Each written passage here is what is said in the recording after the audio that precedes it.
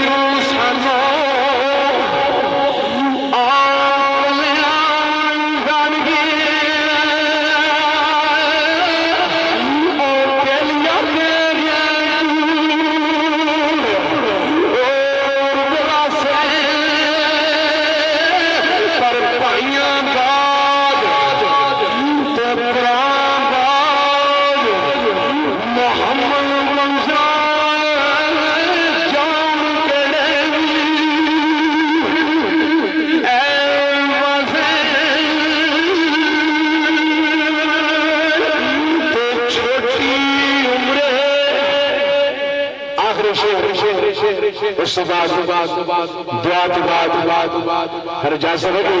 बड़ा बड़ा हमको पड़ जा बड़ा डाला जा संस्कार खरीदा फरमाते तो छोटी उम्र और मरना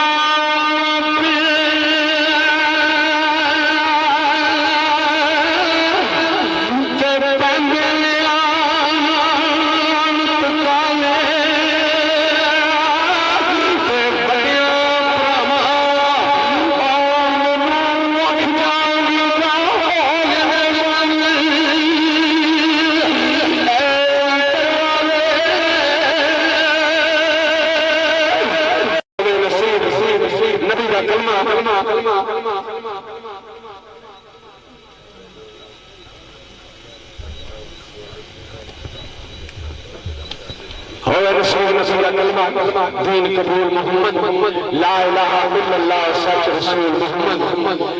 आखिरी 3 रुपया बैंत पढ़ के आखिर ते दुआ और जेड़े जेड़े मेरे दोस्त पंडाल दे विच पिछते बैठे ने मैं दोबारा इन वास्ते हालके कायनात और पाक नबी पाक सल्लल्लाहु अलैहि वसल्लम की अर्ज कर रहे हैं कि इन्हां दे अल्लाह दी जात करम अता फरमा इन्हां ते रहमत नाज़िल फरमा जिन्हां ने बंदा नशीब नूं बड़े दर्द नाल प्यार नाल सुनिया जनाब मलिक तमीर साहब आप शरीफ उन्हां ने फरमाइश ते 3 बात पढ़ के दुआ अरदास चमांगे बाबा जी सैयद नसीर गोलड़ दे शहंशाह लिखदे ने फरमाइश करते हैं ना इस बैंड दी ते गोलड़ दे शहंशाह लिख के कुर्बान जमामा सैयद दी शांति आले नबी औलाद अली उस तेज से तशरीफ फरमान है ए सैयद ने इस सच्चे मुशर्रफ से प्राण शरीफ वाले और चक मेमोरी शरीफ वाले मैं कुर्बान का सैयद दीवान शाह दी शान तो बाबा सैयद सरदार शाह दी शान तो बाबा जी सूरज लिखदे ने